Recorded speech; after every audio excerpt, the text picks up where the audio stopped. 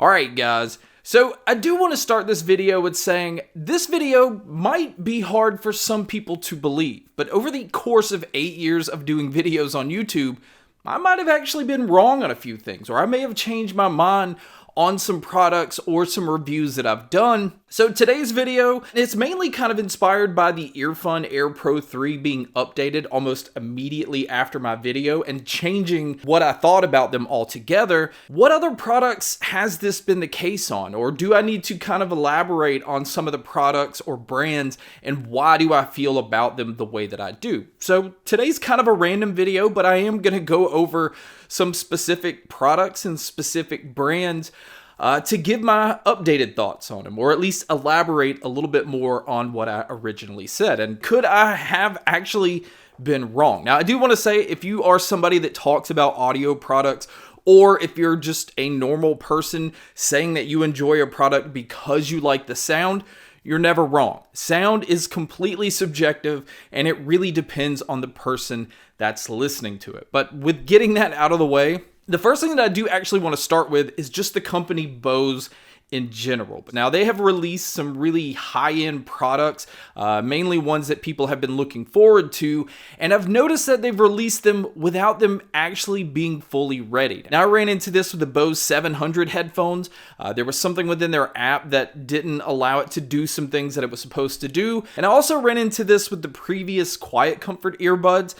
There was some EQ options or some noise canceling levels that were supposed to work, but it wasn't ready on the app when the product was released. And my opinion on this is, if you're a company like Bose and there are certain features that you're supposed to have, this is something you have to get working day one. Do not release a product knowing that it is not fully ready. So I stand behind anything that I've said on those original videos. But Bose is not the only one guilty of this. Sony is another company that has done this. When they had their press conference or their unveiling of the Sony WF-1000X M4 earbuds, one of the things that it showed on the back behind the speaker was the fact that these were going to have multi-point connection. But when they were released, they didn't have this, and they didn't have this for months. Now, they did eventually get this in an update, but I don't think you can talk about a product and get people's hopes up to what that product's going to have upon release if it doesn't actually have it. I think that's just kind of like pulling the curtain over their eyes and just kind of leading them to think they're getting something, or at least paying almost $300 for a pair of earbuds with intent that it's going to do something that it did not do when it was released. But now I want to kind of get into more specific products. Now, one pair of headphones that I absolutely raved about when they came out was the Drop THX Pandas. There was just something unique about them. Obviously, they used planar magnetic drivers, but it was wireless. It competed with all of the higher ends, and it was kind of like an audiophile's introduction into Bluetooth headphones. But it wasn't cheap, coming in at $400. And although I raved about them, about a year, maybe 2 years later, they had all kind of issues after an update. The Bluetooth just stopped working on the headphones. In fact, you can go on eBay and just find so many Drop THX Pandas where the Bluetooth doesn't work on them. So it's really hard to get behind the next product that company is going to release, or at least a collaboration between Drop and THX again, because Drop releases a lot of stuff and they work with a lot of different brands, so that's not really all on them. But somebody dropped the ball here, and if you spent $400 on a pair of headphones because of its Bluetooth capabilities, and then all of a sudden it doesn't work anymore, that just doesn't sit too well. Now, the next one, and this one goes way back, and this is kind of the point of this. The original Sony WF-1000X earbuds, no M anything, no M1, 2, 3, 4, nothing. This was the original noise-canceling earbuds from Sony. I had an issue with, because there was some issues within the app where it didn't allow it to do certain functions, and you also did not have control over the volume or something odd to that nature. But I have people this many years later, and I think it's like 5 years later, comment and tell me I'm an idiot. Tell me I'm wrong because these earbuds do this, or they do have this certain feature. And it's because it was added in an update many years later. Some people don't see the date underneath the video and see that it was shot 5 or 6 years ago. They think that it still is supposed to hold up to what today's date is. I feel like I come up against that all the time because of so many products that I've covered throughout the years. Some companies actually have addressed certain things and have fixed it. And I think that's where I have to kind of do a better job with doing updated videos on these things that have been changed, which I do plan on doing. But, if a product's 5 or 6 years old and they don't make it anymore, that is likely something I'm not going to cover. Now, the next one is kind of a blanket statement about the company Apple. I think a lot of people kind of have the idea that I don't like Apple products, that I am not a fan of Apple, and that's not true to a certain extent. Now, I do use an iPhone currently. I'm actually working on a Mac Mini, and I also use an iPad Pro. So obviously, I am not one of those that just despises Apple products. But when it comes to their audio products, the AirPods, the AirPod Pros, the AirPod Pro Max, I definitely think every single one of those are highly overpriced. And it's hard for me to recommend these to people, especially people that aren't in Apple's ecosystem. Now, I do understand there are some people that just think Apple products are the best because it's just going to work within their ecosystem and it just makes things easy. And to a certain extent, it does, but I don't think that it justifies almost double what the price of certain products should be, because I do not feel like the AirPods 3 should be more than $100. And I don't feel like the AirPods Pro should really be over $150. And the AirPods Pro Max are way overpriced. I do think they have great sound, and I do think the other products have really good sound. But given the fact that you can go a lot less and still get the same sound quality, if not better, it just makes it really hard to recommend them. And that's, again, I wanted to clarify that because I think in general, people think I hate Apple products, and that's not the case. It's just one of those, I know you're paying for that brand, you're paying for that name. Some people say, well, you're paying for the marketing and development. I know what all kind of goes behind some of these products, but it still doesn't justify, charging almost double what they really should be. Now, the next product is the Moondrop Void. Now, this is an over-the-ear headphone that Moondrop released. In fact, I think it was their first headphone they released. And I initially had issues with the build quality, and I had issues with the way that they were tuned. I definitely did not think that they were worth the $200 price tag. They just didn't feel like a premium headphone. They didn't sound like a premium headphone. And Moondrop went back and just kind of reworked everything. They fixed the build quality. They fixed that cheap clacking sound that they had. And they also tuned it a little bit differently to kind of refine it a little bit more. And although I still think $200 is a lot for that pair of headphones, I do now see where they put extra work into it. It is now a very good headphone. I would still probably put it at about $125, maybe $150 at the max. But the fact that they went back and worked on these things and tried to make their product better just simply by listening to people and reviewers, that in itself already kind of shows me what kind of company Moondrop is. Now, the next product is the Sony WH-1000X M5s. This is the newer over-the-ear headphones.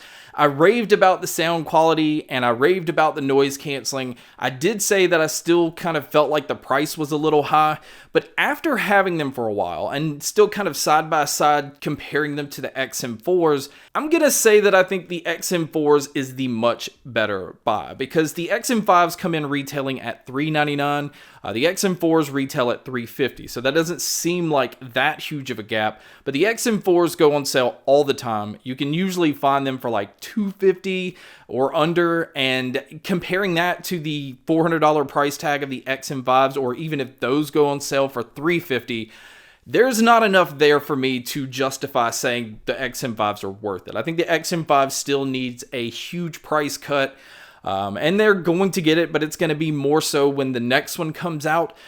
So as great as some people are raving about the XM5s, and really they should, $400 and people buying it at $400 is just telling a company like Sony that it's okay to just keep bumping up the price every year, even if there's not a huge drastic difference between this year's model compared to last year. So I wanted to change my opinion on that, because I didn't make it seem like it was that big of a deal with the price, but I definitely feel like that is a huge deal. Now the next one is the Google Pixel Buds Pro. Now this is a pair of earbuds that come in at $200, and I initially felt like it was lacking some certain features that the Pixel Buds Series A had, which was their like inexpensive earbuds. In fact, those were half the cost of the Pixel Buds Pro, and the Pixel Buds Pro just didn't have the bass that the Series A had. But Google has updated the Pixel Buds. They've updated the app. They now have the bass slider or the bass boost, and it made a drastic difference. Now, the fact that you have that and the noise canceling that the Pixel Buds Pro has definitely makes these one of those that I really feel like compete with the Sony, the Bose, the more expensive true wireless earbuds. So I have definitely changed my mind from my initial review of the Pixel Buds Pro.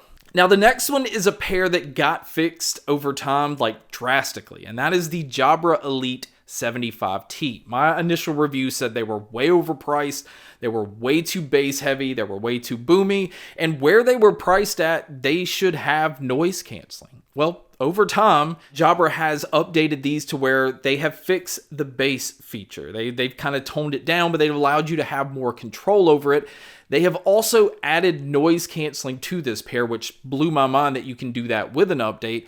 And the price has dropped significantly, and it is still an excellent pair of earbuds. So the 75T went from a pair that I had a really hard time recommending to anybody to a pair that, you know, if you're not wanting to spend a lot, you could find them easily for under $100, and you're getting good noise canceling, more well-controlled bass, although it is still very boomy, and really good sound overall. Now, the next one I wanted to kind of talk about was the Sony Link Buds. Now, these came in with like the donut shape where you can hear your environment, but still hear your audio. It's like the first of its kind, but it came in at $179. And where I was wrong about it was not on the price. It was still way overpriced because that design just really didn't allow you to get the most out of your music.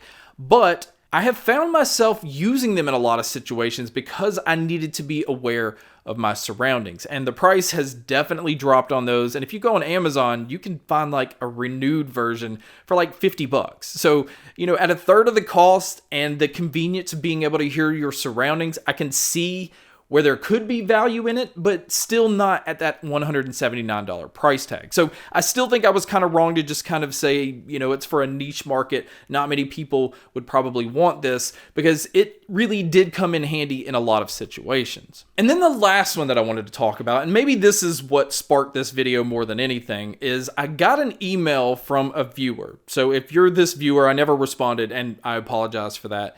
That simply showed some screenshots that they had sent the company One More, and it was about some warranty stuff, and they showed that, you know, One More never responded. So the blanket statement of the email was, you should never recommend One More products. Now, this is because of one person's issues with One More on one particular product, or maybe it was 2 or 3, I'm not sure. But over the course of so many years of trying One More products, I have not experienced this issue or any of these issues. If a reviewer doesn't have a specific issue with a product, or they, you know, have it fit a certain way that another reviewer didn't, it doesn't make the other person wrong, and it doesn't make that person themselves wrong. It's just their experience that they're telling you about. That is how I run this channel. None of this stuff is sponsored unless it really does say sponsored in the corner, which I rarely or basically never do. Because what's more important is really telling you my experience with a product. I've always wanted to kind of treat this channel as though I ran into you in public, and I want to tell you about this cool product that I've experienced and just talk about it. Or if there's something that I didn't like, or if I think that people are overhyping something and they're overlooking something that is an issue, that's the stuff that I've always wanted to address on this channel. So guys, I hope you enjoyed this, although like I said, it is something a little bit different. But thank you so much for checking out this video. Thank you so much for checking out all the other videos. And as always, make sure to stay tuned for more.